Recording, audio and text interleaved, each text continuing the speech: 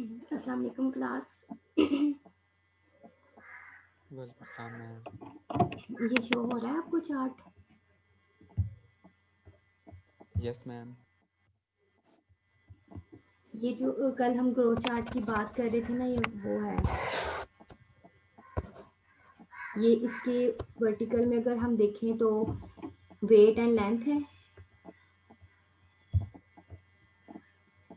और अगर इसकी हॉरिजॉन्टल देखें तो ये बर्थ मंथ्स को इन्होंने इंटरवल में डिवाइड किया गया है, लाइक 3 मंथ, 6 मंथ्स, 9 मंथ्स। इस तरह ये आगे ऑनगोइंग चलता रहेगा यहाँ तक 36 मंथ तक। ये इन्होंने डिवाइड किया गया इनको इंटरवल्स में, और ये वर्टिकल इसकी लेंथ होगी और वेट होगा।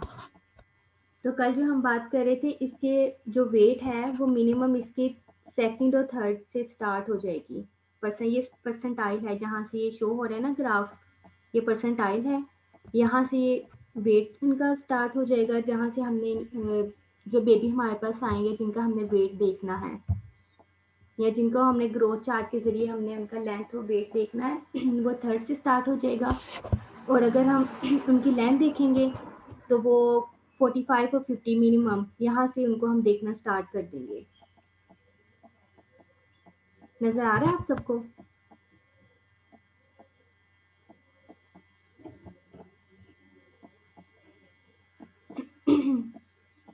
नजर आ रहा है सबको? Yes ma'am. Yes ma'am. बता दिया करें ना आप लोग कि ये ग्रोथ चार्ट था जिसकी हम कल बात कर रहे थे।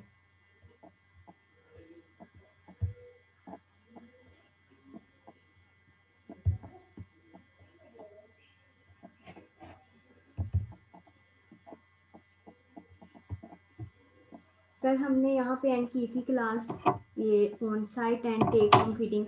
ये हम सप्लीमेंट्री फीडिंग की बात कर रहे थे कि कौन कौन से सप्लीमेंट फूड होते हैं और सप्लीमेंट फीडिंग कहाँ कहाँ पे हम यूज़ करते हैं, कहाँ कहाँ इनकी ज़रूरत होती है। तो आगे इसके 2 तरीके थे सप्लीमेंट्री फीडिंग के। ये कल हमने रफली ओवरव्यू लिया था इस स्लाइड का। तो ये 2 इसके चैनल्स हैं या 2 इसके वेज हैं, एक ऑन साइट और एक टेक होम। तो दोनों के अपने अपने एडवांटेजेस हैं, डिसएडवांटेजेस हैं। इनको हम डिस्कस कर लेते हैं। जो ऑन साइट है, जो भी हमारा मान बेबी होगा या अंडर 5 ईयर जितने भी चिल्ड्रन हैं, या अगर हम बड़ी ग्रुप के ओल्ड एज की बात करें, अगर वो ग्रुप है जो भी हमारे मान लिस्ट में आ रहा है, तो उसको अगर हम ऑन साइट लेकर जाएंगे, ऑन साइट मतलब है कम्युनिटी हेल्थ सेंटर जो भी हमारे बने होते हैं, या किसी भी हॉस्पिटल में या किसी भी केयर सेंटर में, तो उसके ऑन साइट में होगा हाईली टारगेटेड, कि वहाँ पे जो भी उनको डिजीज हमने डायग्नोस की गई है या जो भी उनमें डेफिशिएंसी है वो हाईली टारगेटेड होगी, मतलब उसी को वो क्योर किया जाएगा। Children must be brought to feeding site, convenient location for a site, trained staff, food and operational cost। Food and operational cost मतलब वहाँ पे जो भी हम मील प्लान हमें देंगे या जो भी वहाँ पे प्लानिंग की जाएगी वो कॉस्ट इफेक्टिव होगी, जिसको वो इजीली हम अफोर्ड कर सकते हैं। तो अगर हम टेक होम की बात करें तो fewer family demands, fewer feeding food centre, मतलब कि ये होगा कि अगर कोई भी हमारे पास चीज़ अवेलेबल नहीं है तो उसको हम कंप्रोमाइज़ कर लेंगे। तो ये इसमें आएगा डिमांड्स में कि अगर कोई चीज़ हम मिस कर रहे हैं, लाइक अगर सप्लीमेंट्री फूड पे कोई बेबी है, तो अगर कोई भी चीज़ वहाँ मिस हो रही है तो हम उसको कंप्रोमाइज़ कर लेंगे, तो ये फ्यूअर डिमांड हो जाएंगी। Less train staff, less efficient, कि उनको इतनी ट्रेनिंग नहीं होगी कि कितनी क्वांटिटी में हमने चीज़ देनी है, लेस एफिशिएंट होगा। प्रॉब्लम मेजरिंग सक्सेस, इसका मतलब ये है कि जितनी जितनी प्रॉब्लम क्योर होती जाएगी तो उतना उतना हमारा जो सक्सेस रेट है वो बढ़ता चला जाएगा। अगर हमारी जो प्रॉब्लम है वो क्योर नहीं हो रही तो हमारा सक्सेस रेट कम होगा। ये इन दोनों का थोड़ा सा डिफरेंस था।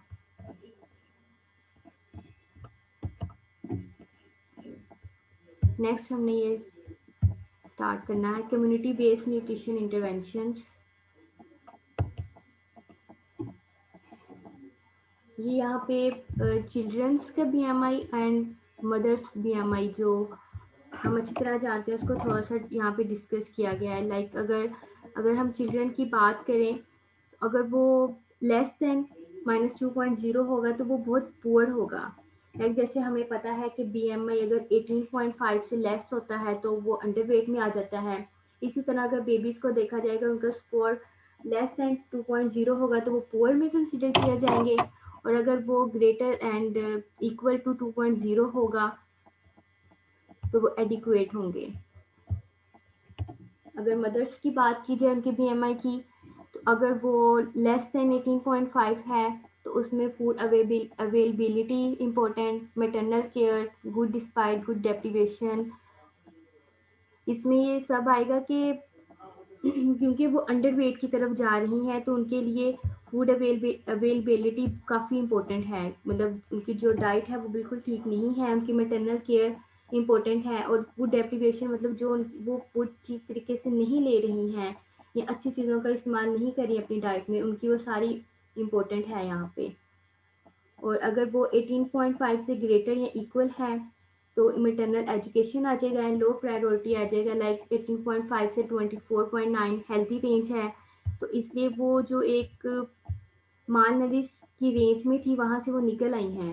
मतलब उनको अगर हम और उनकी केयर करेंगे तो वो हेल्थी लाइफ की तरफ जा सकती हैं, तो मतलब लो प्रायोरिटी रेट आ जाएगा उनका।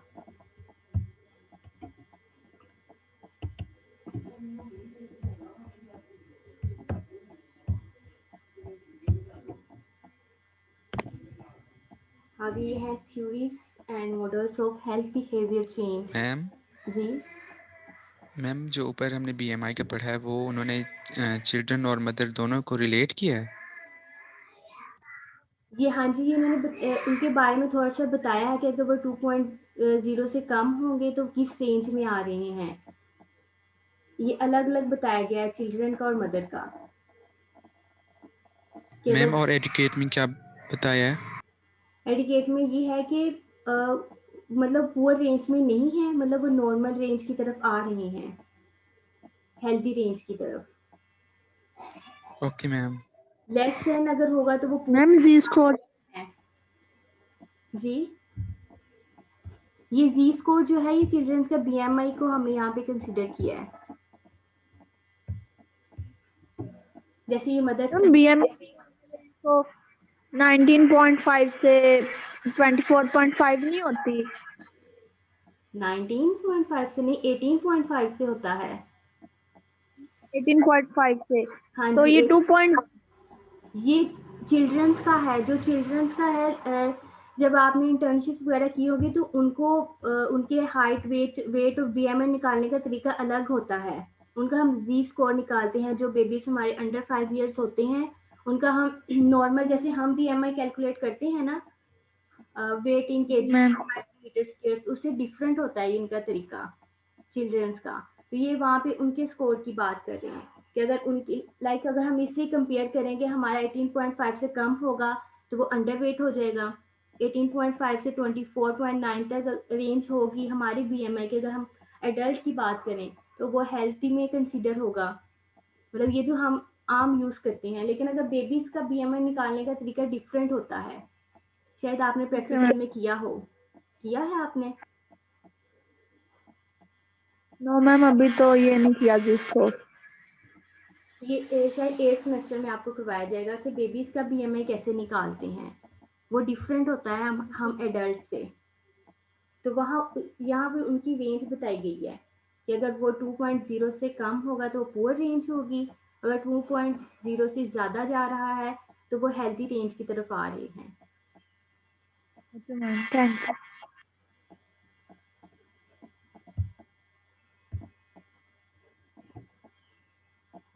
Theories and models of health behaviour change, यहाँ पे एक ट्रिपल ए मॉडल डिस्कस किया गया है जिसके 3 पॉइंट हैं, 3 फीचर्स हैं, असेस एनालाइज एंड एक्ट। आगे उसके 5 स्टेप हैं, like assessment, any disease that spread in our environment, उसको असेस करना है हमने। देन डेवलप अ प्लान, कि हमने प्लान देखना है कि अगर कोई हमारे इर्द गिर्द कम्युनिटी में या इन्वायरमेंट में जो भी है, अगर कोई बेबीज हैं या ओल्ड एज हैं उनमें कोई भी डेफिशिएंसी आ रही है तो हमने उसको कैसे प्लान करना है उसको क्योर करने के लिए। तो फिर जो हमने प्लान किया उसको डेवलपमेंट की तरफ कैसे लेकर आना है, उसको इम्प्लीमेंट कैसे करना है और फिर उसको इवेलुएट कैसे करना है। हमने उसके सारे पॉजिटिव एस्पेक्ट्स देखने हैं कि जो हमने असेस किया था, फिर एक प्लान किया था, प्रॉपर प्लान किया था कि हमने इसको डेफिशिएंसी को दूर कैसे करना है, क्योर कैसे करना है। तो जो हम प्लान लेके चल रहे हैं कुछ मंथ से, क्योंकि जब भी हम एक प्लान करते हैं तो उसको कुछ मंथ्स तो लगते हैं, तो उसके एंड पे हम उसको इवेलुएट करेंगे कि इसके पॉजिटिव एस्पेक्ट्स क्या हैं, कि अब जो हम कर रहे हैं वो ठीक भी है या नहीं, या नेगेटिव भी हो सकता है। उसको पॉजिटिव और नेगेटिव दोनों देखने हैं कि इसकी क्या इवेल्युएशन हमने की है, कि अगर हम इसको दोबारा यूज़ कर सकते हैं या नहीं। ये सारे इसके 5 स्टेप्स हैं। सोशल लर्निंग थ्योरीज आ जाएगी इसमें, कि किसी भी मॉडल या बिहेवियर को, अपने इर्द गिर्द के बिहेवियर को चेंज करने के लिए जो थ्योरीज हैं वो सोशल लर्निंग में आ जाएंगी।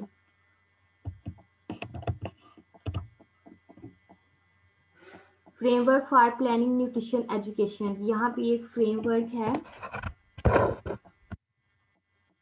न्यूट्रिशन एजुकेशन का। हमजा कुछ पूछना है आपने? नहीं मैम, वो अटेंडेंस लगा रहा था तो गलती से हो गया। ठीक है, ये पूरा एक साइकिल है, एक फ्रेमवर्क है जिसके ज़रिए हम न्यूट्रिशन एजुकेशन कर सकते हैं। लाइक न्यूट्रिशन इशू, जो भी न्यूट्रिशन इशू है वो पहले हम देखेंगे, फिर टारगेट ग्रुप देखेंगे कि कौन से ग्रुप को टारगेट कर रहे हैं हम, वो मैटरनल है या चाइल्ड है, यंग चाइल्ड है, जो भी है। तो उसकी की setting and sectors, then methods, और ये फूड सप्लाई के ज़रिए ही होंगे, क्योंकि हमारा मेन पॉइंट, मेन फोकस तो फूड की तरफ है ना, कि कोई भी प्रॉब्लम है उसको कैसे हमने रिजोल्व करना है। तो ये सारा फ्रेमवर्क जो है ये कहीं ना कहीं एक दूसरे से जुड़े हुए हैं फूड सप्लाई के ज़रिए, कि न्यूट्रिशन इशू है तो उसको फूड सप्लाई के ज़रिए, कौन से ऐसे सप्लीमेंट के ज़रिए हम उसको इशू को दूर कर सकते हैं। अगर टारगेट ग्रुप है, बेबीज़ हैं या ओल्ड एज के हैं या प्रेग्नेंट वुमेन है, ऐसी कौन सी उनको फूड सप्लाई करनी है, फिर उसकी की सेटिंग है और मेथड्स हैं, सारे ये फूड सप्लाई से लिंक्ड हैं। इस स्लाइड में आपको ये नीचे एड नोट्स लिखे हुए नज़र आ रहे हैं? Yes ma'am. ठीक है। The steps to identifying and analyzing the key nutrition issue and behavior determinant is part of the baseline of background research that involves 3 components. Like nutrition issue को cure करने के लिए, उसको एनालाइज करने के लिए, आइडेंटिफाई करने के लिए हमारे पास 3 कंपोनेंट्स होते हैं। एक है एपिडेमोलॉजिकल एनालिसिस, सेकंड है पॉलिसी एनालिसिस एंड थर्ड हमारे पास है बिहेवियर एनालिसिस। एपिडेमोलॉजिकल तो आपको पता होगा कि ये एक साइंस की स्टडी है जिसमें हम जो भी हमें हेल्थ हैजर्ड, कोई इन्फेक्शन डिजीजेज होती हैं, लाइक वो इन्फेक्शियस होती है कि नॉन इन्फेक्शियस होती है, वो सब सब हमारा एपिडेमोलॉजिकल से पता चलता है। इसमें है कि epidemiological analysis of a specific nutrition issue, के हमने न्यूट्रिशन इशू देखना है कि हमें जो डिजीज स्प्रेड हो रही है कि वो इन्फेक्शियस है कि नॉन इन्फेक्शियस है। फिर अगर हम पॉलिसी एनालिसिस की बात करें तो policy analysis of national nutrition priorities and resources, कि हमने देखना है कि हमारे क्या कौन सी प्रायोरिटीज़ हैं, कि हमारा कौन सा ग्रुप है जिसको हमने पहले टारगेट करना है, और हमारे पास कौन कौन से रिसोर्सेज इस वक्त अवेलेबल है जिसको हम यूज़ करके इसको क्योर कर सकते हैं, इस डेफिशिएंसी को पूरा कर सकते हैं। Then behavior analysis to identify the barriers for adopting the desired behavior as well as factor that favor changes, कि जो भी हम चेंजेस लाना चाहते हैं अपने इन्वायरमेंट में, मतलब अगर हमारी जो मदर और बेबी की अगर हम बात करें, अगर वो ठीक तरीके से नहीं उनको वो केयर कर रही, तो अगर हम उनमें उनके बिहेवियर में चेंजेस लाना चाहते हैं तो हमने बिहेवियर एनालिसिस के ज़रिए ये देखना है कि ऐसी कौन सी बैरियर्स हैं, ऐसी कौन सी रीजंस हैं, बैरियर्स हैं जिसकी वजह से चेंजेस आ नहीं रही हैं, कि वो सेशंस में हमारे पास आ तो रही हैं मदर्स, मगर वो चेंजेस उनमें आ नहीं रही। तो ऐसे कौन से बैरियर्स हैं या ऐसी कौन सी वजह जो उनको समझ नहीं आ रही। जैसे पीछे हमने कम्युनिटी हेल्थ वर्कर का लास्ट लेक्चर में हमने डिस्कस किया था कि हमने सिर्फ उनको बताना ही नहीं है कि ये प्लान है, इसको आपने अडॉप्ट कर लेना है। हमने ये इंश्योर करना है कि उनको हमारी समझ आ रही है, वो हमारे मैसेज को ट्रांसलेट कर रहे हैं कि नहीं रहे, तो फिर ही उनमें चेंज आएगा ना उनके बिहेवियर में। तो ये सारा बिहेवियर एनालिसिस में आएगा कि जो हम उनके साथ मतलब इतने सेशन कर रहे हैं, एक कैंपेन चला रहे हैं, सारा उनका कोई असर हो भी रहा है कि नहीं, ये सारा ये फ्रेमवर्क में आ जाएगा न्यूट्रिशन एजुकेशन के। नेक्स्ट है food supply. Food supply, traditional role of nutrition education has been to increase the capacity of the household to use existing food resources to maximum advantages. Like हमारे अगर हम देखें तो हमारे घर में भी बहुत से ट्रेडिशनल मेथड हैं जिसके ज़रिए हम फूड को प्रिजर्व कर रहे हैं, फूड को स्टोर कर रहे हैं, फूड को प्रोसेस कर रहे हैं।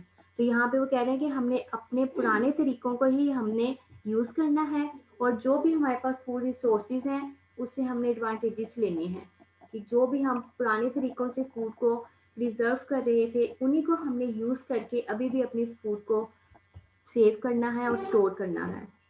तो ये ज़्यादातर किस चीज़ पे फोकस कर रहे हैं, लाइक ब्रेस्ट फीडिंग पर, वीनिंग पर, dietary practice during infection and disease.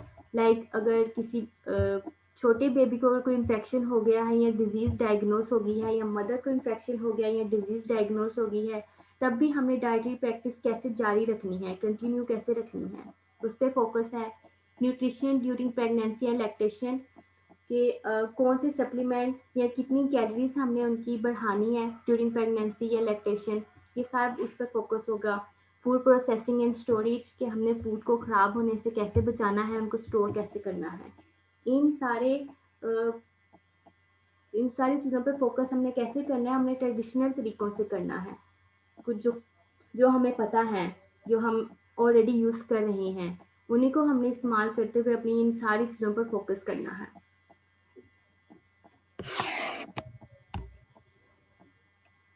यहाँ तक कोई इशू, कोई क्वेश्चन?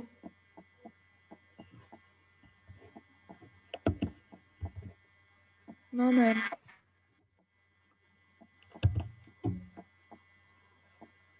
न्यूट्रिशनल स्टेटस असेसमेंट कि हमने असेसमेंट कैसे करनी है, लाइक जैसे हम नेल्स को देखकर या बालों को देखकर भी असेस कर सकते हैं कि इसका क्या स्टेटस है न्यूट्रिशन का। वो है based on national nutritional surveillance and dietary intake, use of recommended dietary intake guideline for सब ग्रुप, कि जो भी गाइडलाइन है हम उनको फॉलो कर भी रहे हैं या नहीं है, रिकमेंडेशन जो WHO या यूनिसेफ की तरफ से थी, हम डाइटरी इनटेक को यूज़ कर रहे हैं या नहीं, ये सारा न्यूट्रिशनल स्टेटस में आएगा। नेक्स्ट है टारगेट ग्रुप्स। 3 किस्म के टारगेट ग्रुप्स होते हैं, like primary, secondary and tertiary. अगर हम सबसे पहले प्राइमरी की बात करें तो प्राइमरी टारगेट ग्रुप में population subgroup life cycle approaches special needs mean के the primary group is composed of person whose behavior is to be modified. The example given below, these person could well be the mother and a children under 5 years. In that case, the aim would be to modify the manner in which they prepare their children meals or care for them. इसका मतलब ये है कि हमारे जो primary group में उसमें हम मेन फोकस जो है वो हम अपने मदर और चाइल्ड पर ही करेंगे। लाइक आपने अक्सर ये ऑब्जर्व किया होगा कि जैसे ही बच्चे ग्रोइंग एज में जाते हैं, 3 या 4 साल के होने लगते हैं, तो वो अपनी डाइट पे इतना फोकस नहीं कर रहे होते हैं, माँ उनके पीछे ले लेकर भाग रही होती हैं खाने की चीज़ें या कोई भी उनका जो मील होता है, मगर वो नहीं फोकस कर रहे होते। तो इस टारगेट ग्रुप में आ जाएगा कि उन्होंने अपने मील को कैसे चेंज करना है, कैसे अट्रैक्टिव करना है कि उनके जो बेबीज़ हैं वो खाने की तरफ आएँ। अगर वो नहीं खाएँगे तो वो मालनरिश हो जाएँगे, अंडरवेट हो जाएँगे। तो अगर अंडरवेट हो जाएँगे तो और बहुत सारी प्रॉब्लम होंगी। इन सबको हमने कैसे क्योर करना है, लाइफ साइकिल अप्रोचेस में ये सब आएगा। उनकी स्पेशल नीड्स को देखना है कि ऐसी कौन सी चीज़ है जो वो नहीं खा रहे और वो उनके लिए इम्पोर्टेंट भी है। फिर हमने उसको कैसे मॉडिफाइड करना है कि वो इसको खाने लग जाएँ किसी भी तरीके से। ये सारा प्राइमरी ग्रुप में आएगा। अगर सेकेंडरी की बात करें तो उसमें हमारे teachers, health workers, agriculturist, media journalist, village volunteer इसमें आ जाएगा। ये सब इसी में आएंगे। The secondary target group is comprised of people who will be used as determined to get a message across the first target group. कि like जो भी हमारा टारगेट ग्रुप था उसमें मदर बेबी हो या ओल्ड एज हो, जो भी हो, इन सब जो सेकेंडरी में आते हैं इन सबका काम है उनसे मैसेज लेना कि उनकी क्या प्रॉब्लम्स हैं और उनको क्या इश्यूज आ रहे हैं। कि अगर वो कह रहे हैं कि हमने अपनी सारी कोशिश कर ली है फिर भी हमसे ये क्योर नहीं हो रहा, तो ये सेकेंडरी वालों ने उनसे सारे मैसेजेस लेने हैं, फिर उन्होंने टर्शरी वालों को देने हैं कि ये जो प्रॉब्लम थी ये बहुत स्प्रेड हो रही है हमारी कम्युनिटी में और इसका मतलब रिजॉल्व नहीं हो रहा ये मसला। तो सेकेंडरी वालों ने वो मैसेज लेकर टर्शरी वालों को देना है। और टर्शरी वालों में कौन कौन कौन से लोग आते हैं, उसमें हमारे पॉलिटिशियंस, एडमिनिस्ट्रेटर, डिसीजन मेकर। फिर जो डिसीजन मेकर हमारे पॉलिटिशियन जो हैं वो फिर ऐसे ऑर्गेनाइजेशंस बनाएंगी उस प्रॉब्लम को सॉल्व करने के लिए। कुछ ऐसे सेशंस क्रिएट किए जाएंगे कि अगर मदर या चाइल्ड का मसले हैं तो उनको सेशंस किए जाएंगे जिसकी वजह से उनको बताया जाएगा कि ऐसी कौन सी वजूहात हैं, लाइक उनको क्योर किया जाएगा सारा टर्शरी वालों के पास मैसेज पहुंचाकर। The tertiary group is made of people who can facilitate the communication process and behavior change. वही बात की जो हमने मैसेज सेकेंडरी वालों ने प्राइमरी वालों से लिया था, ये तीनों ग्रुप जो हैं आपस में इंटरलिंक हैं कि सेकेंडरी वालों ने जो प्राइमरी वालों से मैसेज लिया था उसको फिर उन्होंने आगे कैसे ट्रांसफ़र करना है और जो भी प्रॉब्लम आ रही है उसको हमने चेंज कैसे करना है, बिहेवियर को कैसे भी चेंज करना है। There include administrator and politician, but also those person close to mother and the father of the children and extend family. Like जो भी किसी भी फैमिली में प्रॉब्लम आ रही है मदर को लेकर या फादर को लेकर, वो उन्होंने क्योर करने की या उसको रिजॉल्व करने की पूरी पूरी कोशिश करनी है। ये सारा जो टारगेट ग्रुप्स में आ जाएगा जिसको 3 में डिवाइड किया गया है। आगे किसी भी प्रॉब्लम को सॉल्व करने के या जो भी प्रॉब्लम आ रही है वो 2 मेथड होते हैं। पहला मेथड है फेस टू फेस, दूसरा है mass media. Face to face में आ जाएगा इधर इन ग्रुप और ऑन 1-to-1 बेसिस। नेक्स्ट है हमारा mass media based on marketing और कम्युनिकेशन मॉडल्स। ये 2 तरीके हैं हमारे किसी भी प्रॉब्लम को सॉल्व करने के।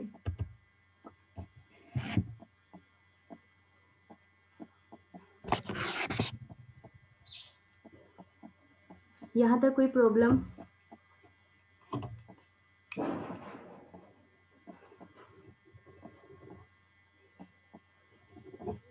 किसी को कोई प्रॉब्लम नहीं है, कोई क्वेश्चन नहीं है? मैं पूछ लूँ फिर किसी से?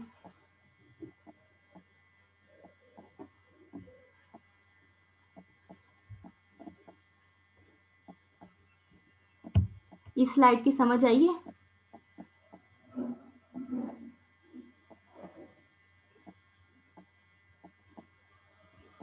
मैम कौन सी वाली स्लाइड? वो नहीं हो रही, ये टारगेट ग्रुप्स वाली। मैम ये समझ आ गई है। ठीक है, कोई भी क्वेश्चन अगर हो तो आप पूछ सकते हैं। ये आगे हम फेस टू फेस की बात करेंगे, इसके एडवांटेजेस एंड डिसएडवांटेजेस जो भी हैं। कि जो भी हमारी प्रॉब्लम आ रही है अगर हम उसको केयर सेंटर में लेकर जा रहे हैं या किसी भी हेल्थ सेंटर में या केयर सेंटर में जो भी हमारे कम्युनिटी में है, अगर हम खुद वहाँ पे लेकर जा रहे हैं तो उसके क्या फ़ायदे हैं और क्या नहीं है। नंबर 1 में आ जाएगा interactive, reliable, provide social support, allow for personalizing, appropriate sequencing, follow up easy। कि वो इंटरेक्टिव होगा जब हम वहाँ पे जाएंगे लेकर अपने बेबी को या किसी भी ग्रुप को जो टारगेट ग्रुप है हमारा, वहाँ पे इंटरेक्शन होगी हमारी, सपोर्ट हमें मिलेगी वहाँ पे, और जो भी हम वहाँ पे प्रॉब्लम को सॉल्व करने की कोशिश कर रहे हैं वो हम बेहतर तरीके से सॉल्व कर सकेंगे। और फिर फॉलो अप इजी हो जाएगा हमारा वहाँ पर। लाइक हमारा वो जो भी प्लान है वो 3 मंथ का है, 15 डेज का है या 2 मंथ्स का है या 1 मंथ का है, जो भी है, तो उसकी एट द एंड जो रिजल्ट्स आ रहे हैं उसका फॉलो अप लेना भी हमारा इजी हो जाएगा। लेकिन अगर हम दूसरी तरफ देखें तो एक्सपेंसिव होगा, ये हमें पता है, रोज़ का आना जाना। पेनिट्रेशन वीक, मतलब हम सही तरह फोकस नहीं कर सकेंगे। हम टायर्ड हो जाएंगे, फ्रस्ट्रेटेड हो जाएंगे कि क्या हम रोज जा रहे हैं या हमें वीक में जाना पड़ रहा है। मेन करेज डिपेंडेंसी, कि जब हम वहाँ पे जाएंगे तो देखेंगे कि जो ये काम कर रहे हैं या जो भी हमारे लिए मील प्लान करें वो तो हम घर बैठ के भी कर सकते हैं, हालांकि वो एफिशिएंट नहीं होगा। May not be acceptable to many peoples, बहुत सारे लोग ऐसे नहीं जा पाते, वो एक्सेप्ट ही नहीं करते इस चीज़ को कि हम कैसे जाएंगे, तो वो फिर घर में रहने को प्रेफर करते हैं और फिर सही तरीके से वो नहीं कर पाते हैं। जो देखिए ना, जो फैसिलिटीज़ हमें केयर सेंटर में मिलनी है या किसी हॉस्पिटल में मिलनी है, वो फैसिलिटीज़ हम घर में तो नहीं कर सकते, तो ये सारी प्रॉब्लम्स आएंगी इसमें।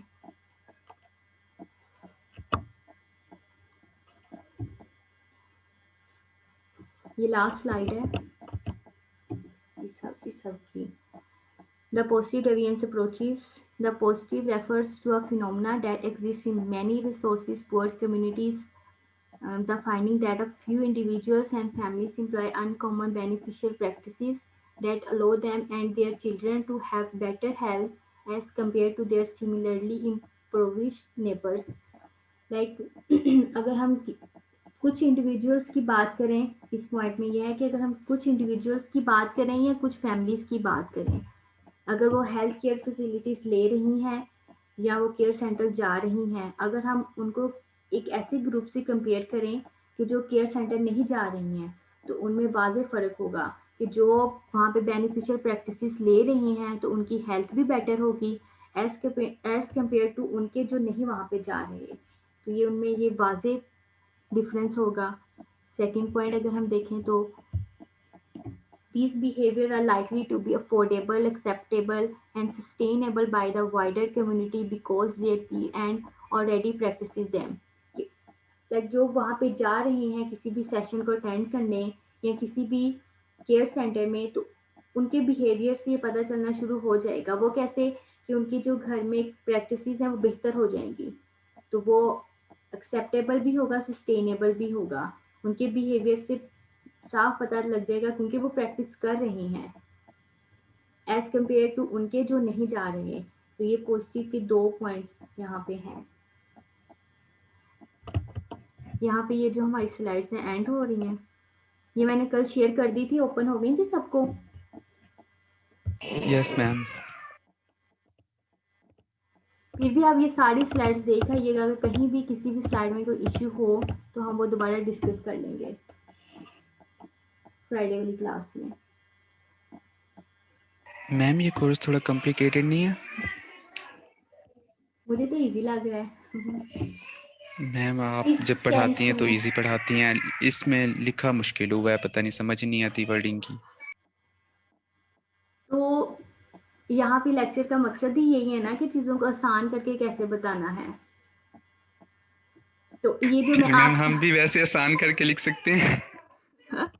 मतलब जो मीनिंग है वो मतलब क्लियर होना चाहिए। मतलब जो मैं आपसे एग्जाम होगा आपको आपका, तो उसमें जो मैंने आपसे चीज़ पूछी हुई है वो क्लियर होनी चाहिए, तो ऑब्वियसली हो जाएगा ठीक।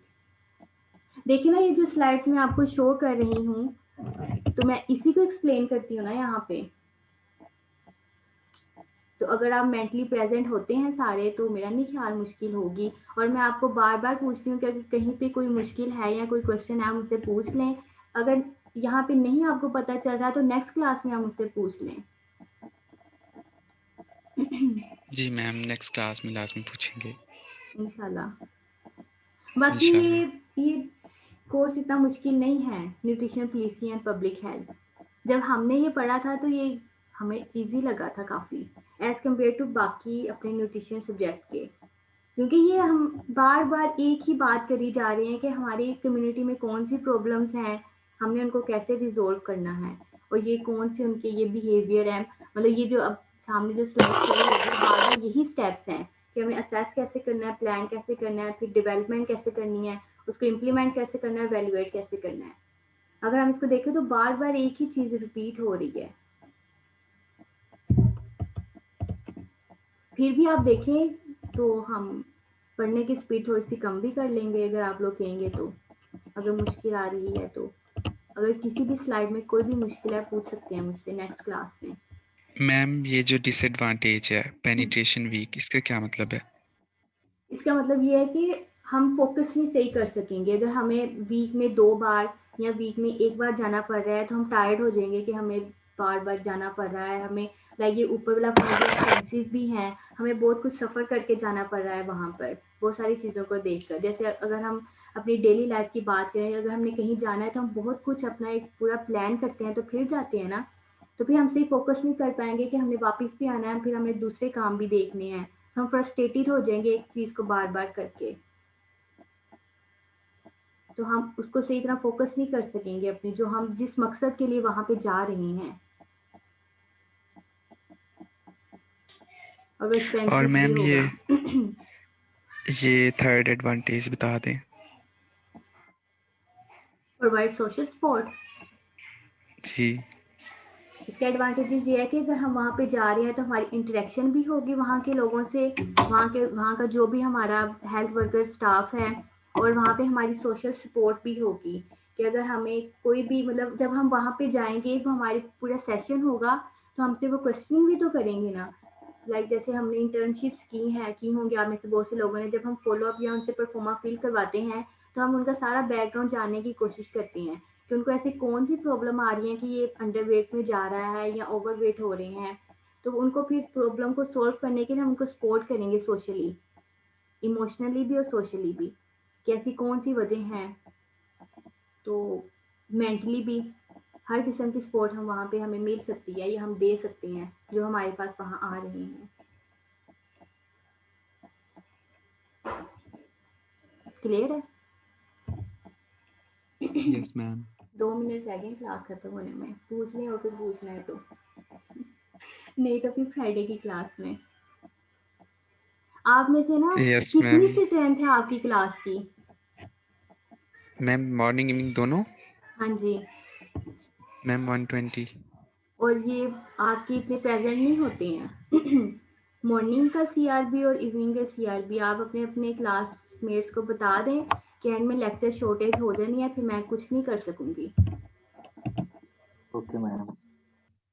Okay ma'am. उनको क्लियर बता दें क्योंकि मेरे पास अटेंडेंस जो है वो आ जाती है जूम पे मेरे पास, तो मैं तो वही पुट करनी है ना कल को, या जो भी मैं कर रही हूँ पुट वहाँ पे। और ये तो आप सबको पता है कि अब ऑनलाइन अटेंडेंस होती है तो उसमें मैं कुछ नहीं कर सकती।